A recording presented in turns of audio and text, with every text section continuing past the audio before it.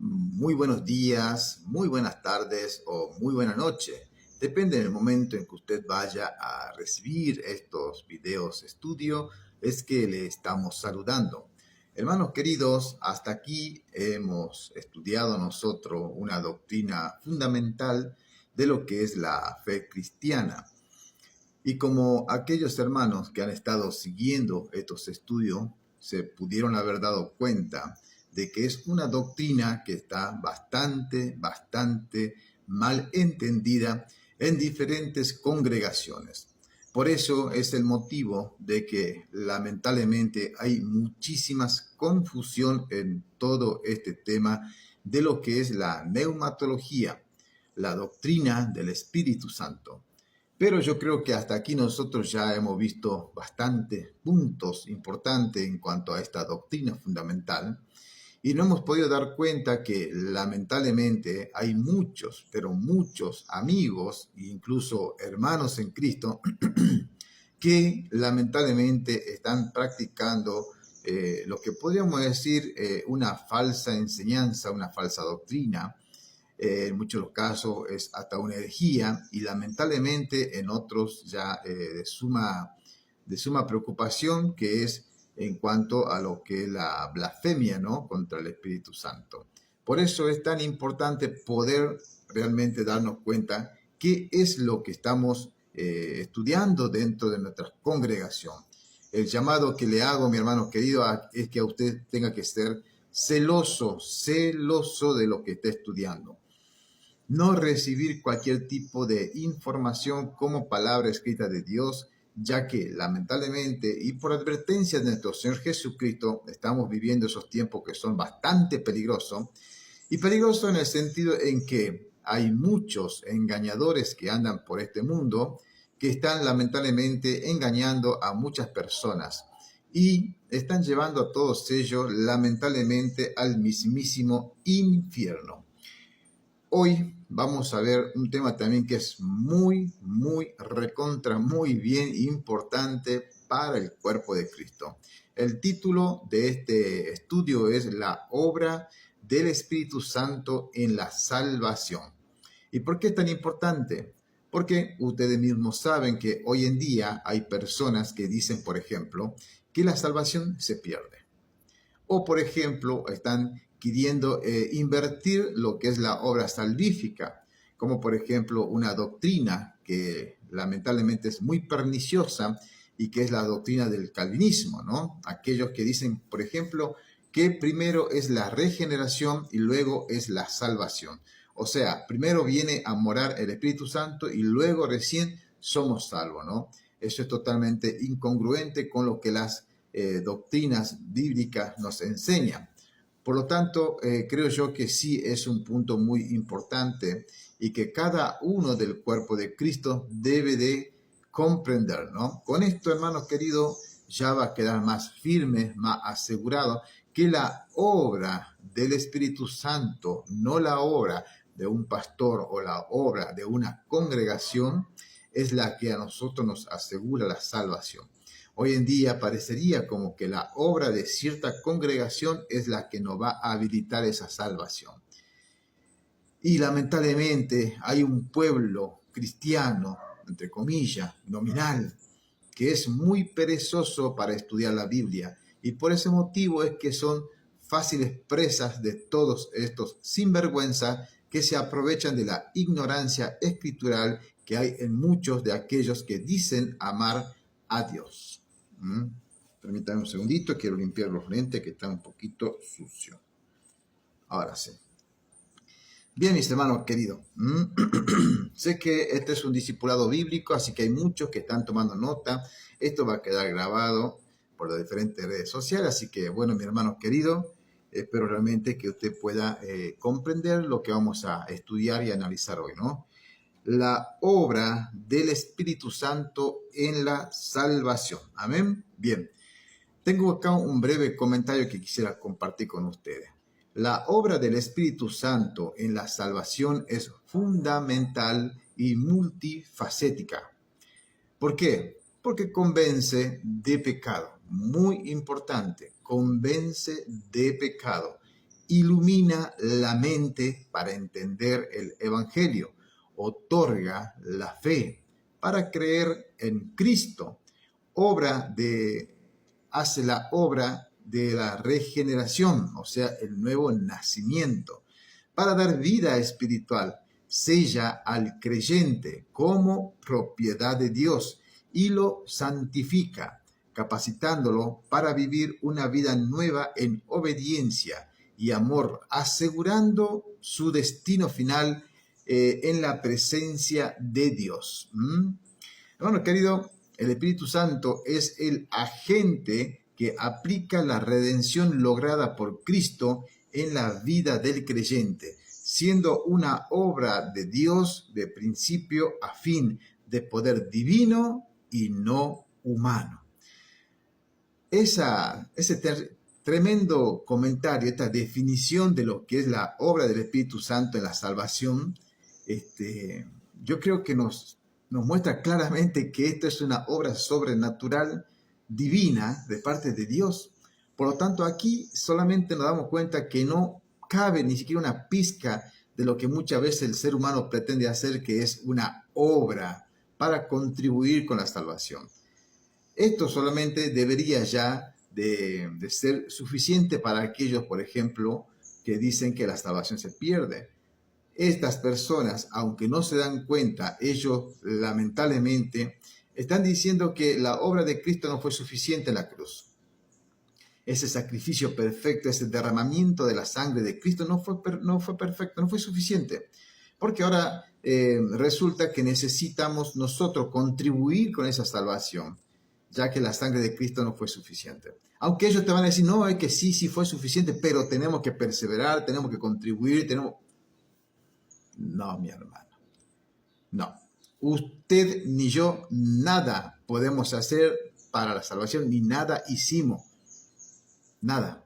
Porque incluso nuestra fe fue activada a través del evangelio, de la predicación, que alguna persona o por algún medio nos llegó. Y el que activó la fe, como hemos leído recién, fue el Espíritu Santo obrando. Y usted y yo lo podríamos haber rechazado, resistido. No como pretenden, por ejemplo, estas personas del calvinismo decir que no, que ya hay un grupo preseleccionado para la salvación y otro grupo ya predestinado para la condenación. Eso no es el amor de Dios, eso no es lo que vemos nosotros en las Sagradas Escrituras. Bien, punto A, convencimiento, ¿sí? O podríamos llamar también convicción y revelación, ¿sí? De esta forma estaría perfectamente bien. ¿Qué es el convencimiento? Bien, esto, por ejemplo, expone la verdad sobre el pecado, la justicia y el juicio, convenciendo al pecador de su necesidad de Dios. Voy a leer un texto bíblico. Déjenme que llegue, yo siempre estoy con la Biblia, aunque tengo la computadora acá, pero yo me acostumbré tanto al libro, a la Biblia, que yo prefiero hacerlo de esta forma, ¿no? Anote ahí, si usted está tomando nota, Juan capítulo 16. Juan capítulo 16, y vamos a leer el versículo 8 al 11, que dice así. A ver. Y cuando Él venga, haciendo mención, voy a leer el versículo 7, ¿sí? Desde el 7 en adelante vamos a leer. Pero yo os digo a la verdad, os conviene que yo me vaya, porque si no me fuera, el Consolador no vendrá a vosotros, mas si me fuere, os lo enviaré. Y cuando Él venga, redarguirá al mundo de pecado. Ahí está esta parte que estamos viendo nosotros, que es justamente el convencimiento o la convicción o la revelación. Que esto sucede justamente cuando usted va a predicar el Evangelio. Por ejemplo, este mensaje va a llegar a muchas personas que quizás están totalmente equivocados en cuanto a la doctrina y comienzan a escuchar esta verdad bíblica y son convencidos, no por César, sino por el Espíritu Santo que está obrando en este caso a través de este medio de comunicación. Recuerde, la convicción, la revelación.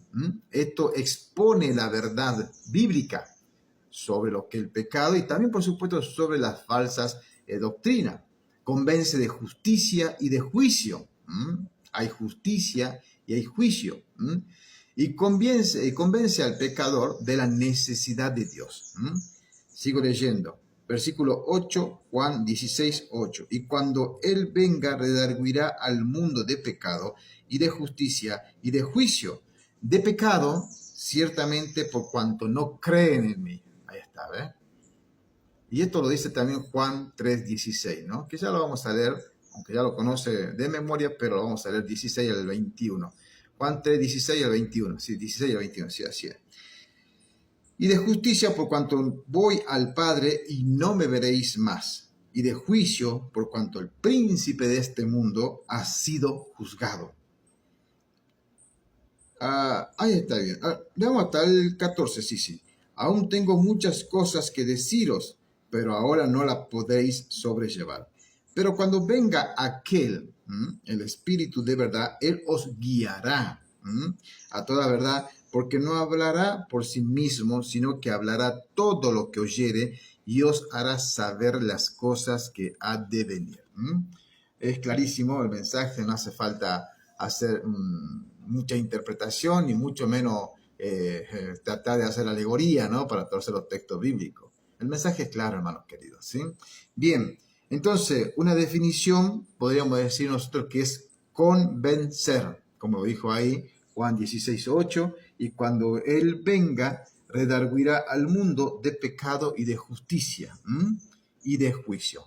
Va a convencer, Él nos va a dar la convicción y va a revelar a esa persona. Por supuesto, esa persona, como he dicho, puede resistir al Espíritu Santo. ¿Por qué? Porque Dios puso ese libre albedrío en cada uno de decidir seguir o no seguir el bien o el mal. Vamos a leer algún momento todo esto porque sé que muchos amigos calvinistas totalmente están en contra de este tipo de enseñanza, ¿no? ¿Qué más podemos decir, hermanos queridos? Significa colocar en una luz clara delante de un inconverso la verdad del Evangelio, de tal modo que sea reconocida como verdad, tanto si Cristo es recibido como Salvador, como si no lo es. Ahí está. Más claro también, ya creo yo que imposible. Esas son las definiciones en cuanto a lo que es la convicción, la revelación, lo que es este convencimiento, ¿no? El punto número A. Contexto bíblico, lo hemos dado. Esa es una de las obras importantes que hace el Espíritu Santo en lo que es la obra del Espíritu Santo en la salvación. ¿Qué más podemos decir de esto? Bien, veamos un detalle. Dice acá, de pecado. El hombre se halla en estado de pecado a causa de su incredulidad. Eso es lo que está diciendo justamente estos textos bíblicos que hemos leído. De pecado, viene a comenzar de pecado. ¿Por qué? Porque el hombre se halla en estado de pecado a causa de su incredulidad. A causa de su incredulidad. Viene a comenzar de justicia. Porque el hombre queda convencido de la justicia de Cristo, porque Cristo subió al Padre. De juicio, porque el Espíritu convence del juicio venidero, porque Satanás, el máximo enemigo natural del cristiano, ha sido ya juzgado. Por lo tanto, esa es la obra que hace el Espíritu Santo aquí en cuanto a lo que es la salvación. Por eso, cuando siempre decimos desde acá nosotros, hermano querido, usted vaya a predicar la palabra de Dios. No lleve su testimonio porque esa no es palabra de Dios. Ni ninguna otra historia extra bíblica. Solamente la palabra escrita de Dios, porque allí es donde el Espíritu Santo va a actuar, va a hacer la obra de convencimiento, de pecado, de juicio, de justificación, todo esto, ¿no? ¿Qué más podemos decir de todo esto? Bueno, otro punto más, punto B, de regeneración. Esto también es tremendo, la regeneración del nuevo creyente, que esto es simplemente conocido también por nosotros como el nuevo nacimiento.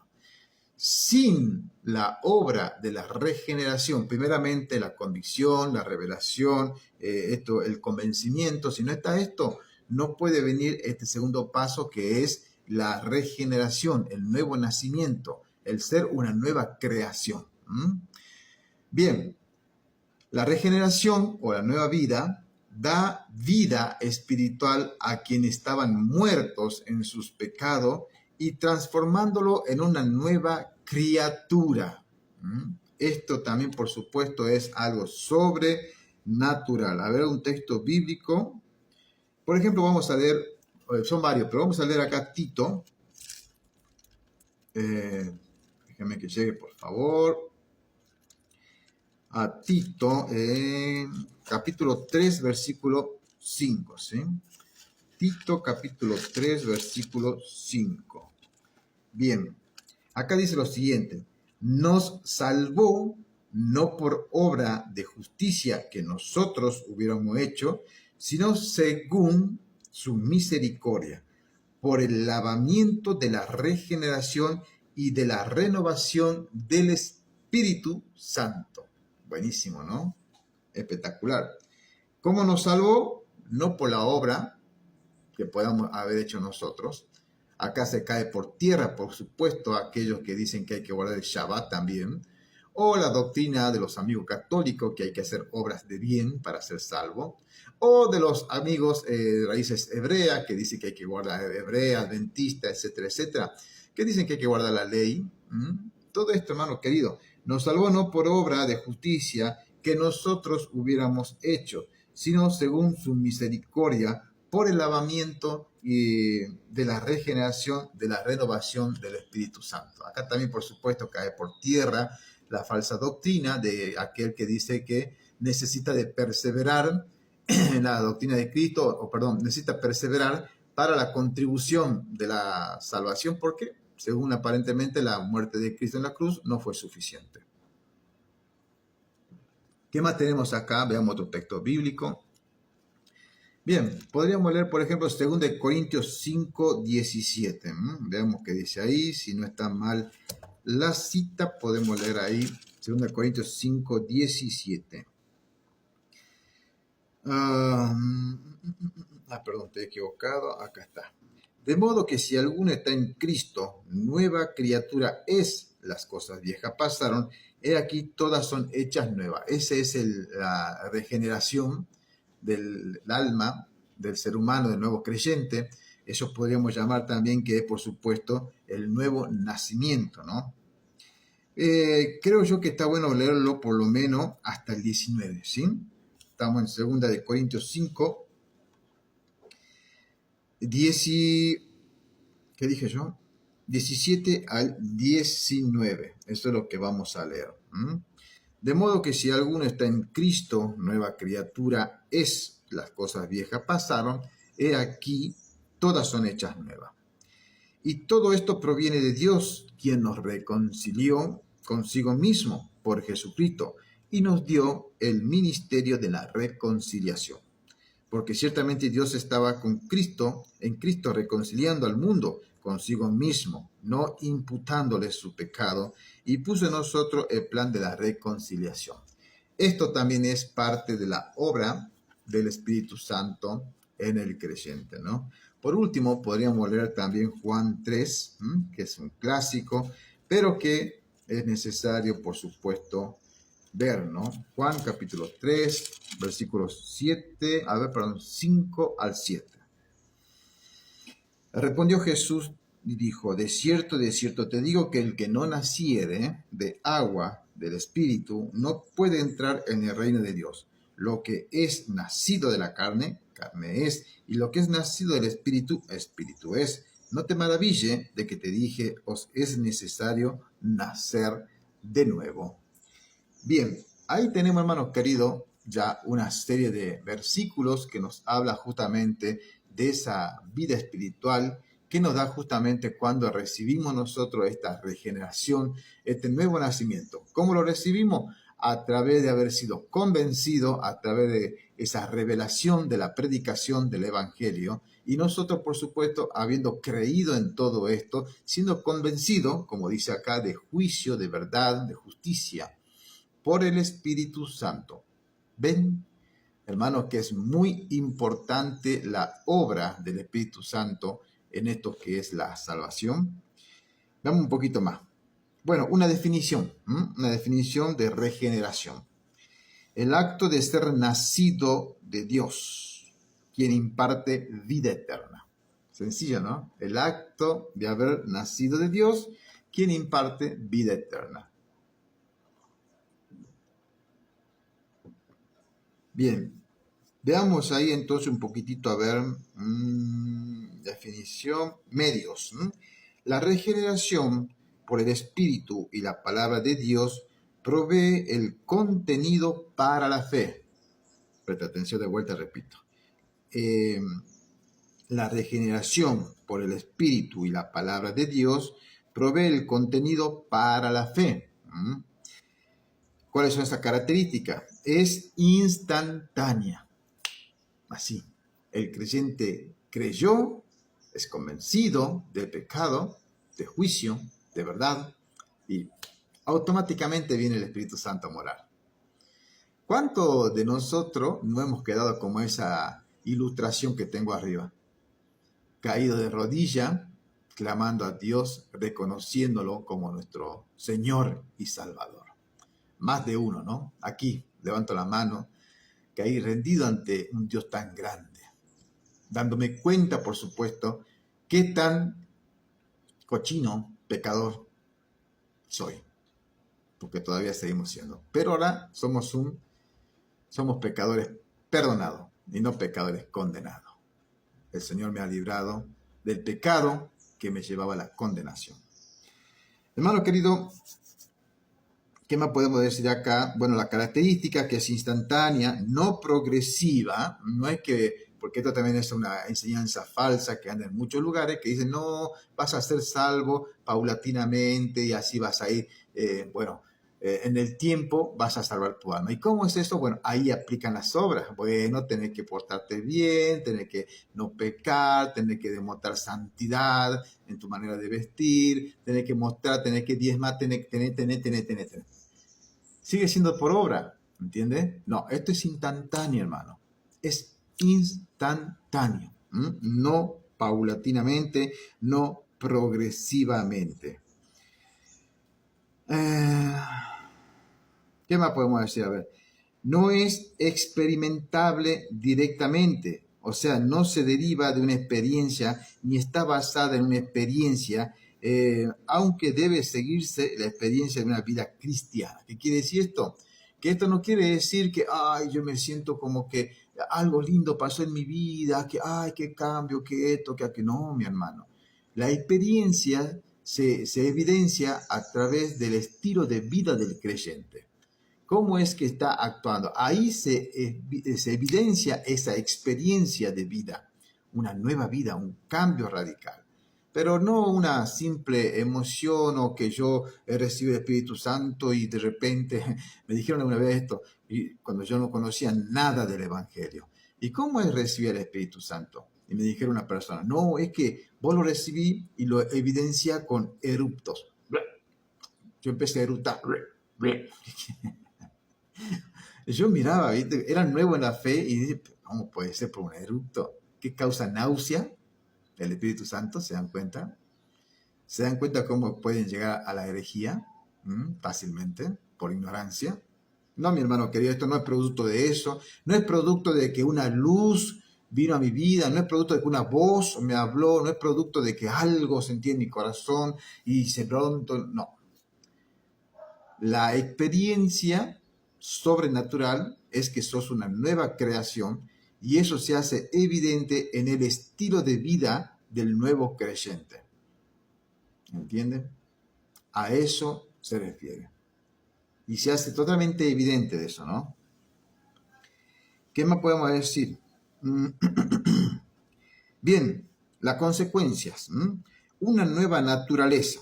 Ya hemos leído 2 Corintios 5:17. Una nueva vida. Primera de Juan, capítulo 2. Esta sí vamos a leer. Y el versículo 29. Una nueva vida. Un segundito, déjenme que lleguen hasta ahí, por favor. Acá está, Primera de Juan, capítulo 2, versículo 29.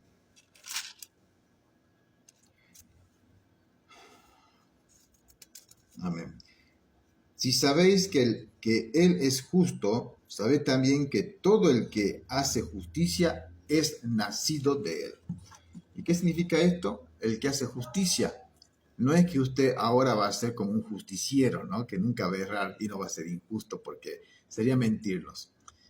El que hace justicia es aquel que sigue la justicia de Dios, las enseñanzas de nuestro Señor Jesucristo. Y por supuesto, al hacer justicia, usted está predicando la verdad, porque aquella persona que no predica la verdad no es una persona que hace justicia, sino que es un injusto, un falso maestro. ¿Qué más podemos decir de todo esto? Bueno, hablemos un poquito también de lo que es la iluminación, ¿no? En la obra del Espíritu Santo está lo que es la iluminación, ¿no? Abre los ojos espirituales para ver la belleza de Cristo y la verdad del Evangelio, permitiendo comprender el plan de salvación. Versículo para que usted anote, Juan capítulo 3, versículo 3. No lo voy a leer porque necesito avanzar más en todo este estudio, ¿sí? ¿Qué más? Una habitación. ¡Ah! ¡Qué tremendo esto! La habitación del Espíritu Santo, ¿no? Usted es la morada, la habitación del Espíritu Santo. Primera de Corintios 6, 19. Vamos a leer un poquito. Déjenme llegar, por favor. Primera de Corintios 6, 19. Amén, acá está. ¿O no sabéis que vuestro cuerpo es el templo del Espíritu Santo, que está en vosotros, el cual tenéis de Dios, y que no sois vuestro? Ahí está, ¿no? La morada o la habitación del Espíritu Santo. Personas en la que habita. Vamos a ver en qué persona habita el Espíritu Santo, porque ¿será que habita en todos? No, en todo no. En todos los creyentes, solamente los creyentes. No porque la persona diga soy cristiano, ya mora el Espíritu Santo. Como hemos leído hace un momento, tiene que estar convencido de pecado, tiene que tener la regeneración de lo que es el convencimiento de pecado, luego viene la regeneración, por supuesto, de este nuevo creyente, se hace evidente realmente que tiene el Espíritu Santo y entonces en él sí está habitando, en él está haciendo morada el Espíritu Santo, ¿sí? En todos los creyentes porque, ¿por qué? Creyentes pecadores aparece como teniendo el Espíritu Santo, creyentes pecadores aparecen como teniendo el Espíritu Santo habitando en ellos. Sí, hay creyentes pecadores, sí, no lo entendí esta parte, pero sí, es verdad, hay creyentes lamentablemente, y bueno, estamos todos en eso también metidos porque de alguna forma seguimos cometiendo pecado, ¿no? Pero todavía habita el Espíritu Santo en ellos. El Espíritu es un don de Dios. Romanos 5:5. Veamos qué dice ahí, Romanos 5:5. Y la esperanza no avergüenza, porque el amor de Dios ha sido derramado en nuestros corazones por el Espíritu Santo que nos fue dado. ¿Qué más? Es la justificación, la adopción, esto también la obra del Espíritu Santo, que imputa la justicia de Cristo y nos adopta en la familia de Dios como coheredero. Anote usted ahí, Efesios capítulo 1, versículos 5 al 6. También hemos sido sellados, y es la garantía, por este motivo es que nadie le puede quitar la salvación, hermanos queridos, voy a leer eso. Nadie. Si ya tenemos la garantía, ya tenemos el sello. ¿Cómo entonces vamos a creer que alguien va a ser capaz, o incluso nosotros, de salirse, de perder, de romper ese sello divino, celestial? Es muy atrevido a veces el ser humano, ¿no? Efesios capítulo 1, versículo 13 al 14.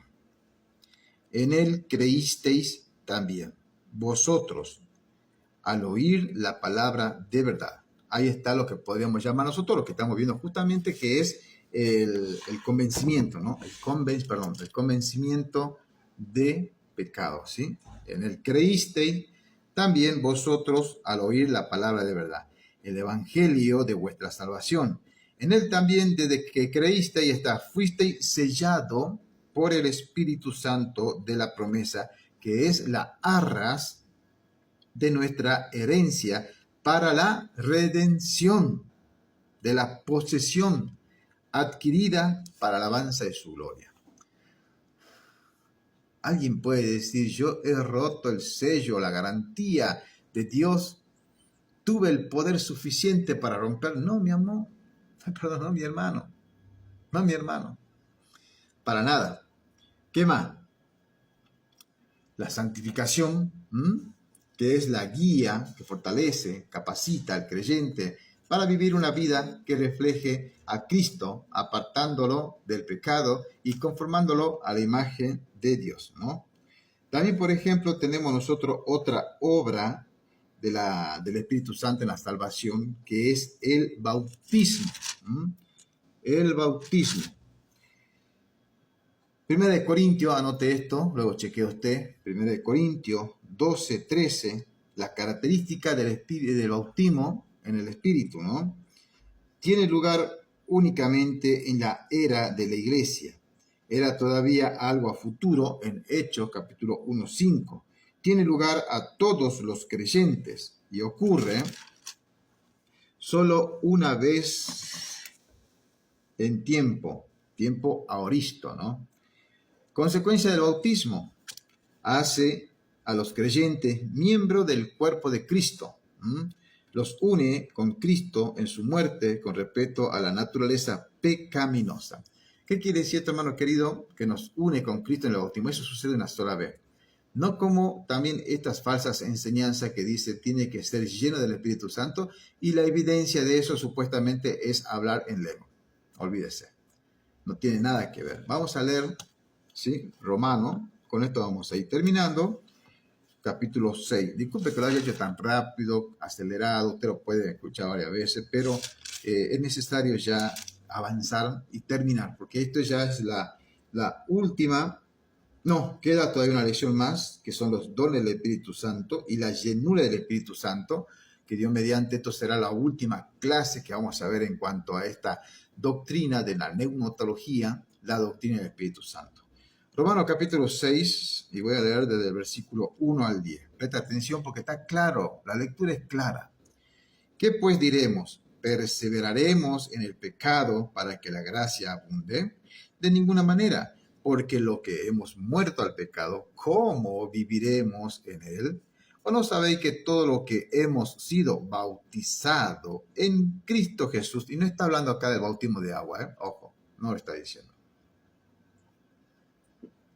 ¿No sabéis que todos los que hemos sido bautizados en Cristo Jesús, hemos sido bautizados en su muerte? Porque hemos sido sepultados juntamente con él para muerte por el bautismo, a fin de que, como Cristo resucitó de los muertos por la gloria del Padre, así también nosotros andemos en novedad de vida. Porque si fuimos plantados juntamente con él en la semejanza de su muerte, así también lo seremos en la de su resurrección. Hasta el 10 dice, bueno, leamos un poquito más. Sabiendo esto, que nuestro viejo hombre, ahí está, fue crucificado juntamente con él, para que el cuerpo del pecado sea deshecho, a fin de que no sirvamos más al pecado. Porque el que ha muerto ha sido justificado del pecado. Eso es la regeneración. Ese es el nuevo nacimiento. Ha sido muerto. Ha muerto. Y es justificado del pecado que nos llevaba a la condenación. Y si morimos con Cristo, creemos que también viviremos con Él. También sabiendo que Cristo, habiendo resucitado de entre los muertos, ya no muere. La muerte no se enseñoreará de Él, porque en cuanto murió al pecado, murió una vez y para siempre. En cuanto vive para Dios, vive. Así también nosotros, considerados muertos al pecado, pero vivos para Dios en Cristo Jesús, Señor nuestro. Eso es la obra del Espíritu Santo en cuanto a la relación de la salvación. Tiene una obra tremenda, una obra muy importante. De modo, hermanos queridos, que hoy en día tenemos que darnos cuenta que este tema de lo que es la soteriología, que es la neumatología, es una doctrina muy importante y que no podemos simplemente agarrar textos de por acá y textos de por allá y armarnos una doctrina y enseñar a la congregación que si usted no persevera, no guarda el Shabbat, no guarda la ley o no guarda o hace obra de bien o no sé cuántas cosas más quieren inventar, no es salvo. Cristo fue suficiente y la obra del Espíritu Santo fue más que suficiente para que usted y yo, estemos asegurados en esa salvación. No somos salvos siempre salvos, sino que tenemos la seguridad de la salvación, que a pesar de mi infidelidad, Dios permanece fiel. Hermanos, que el Señor me los bendiga.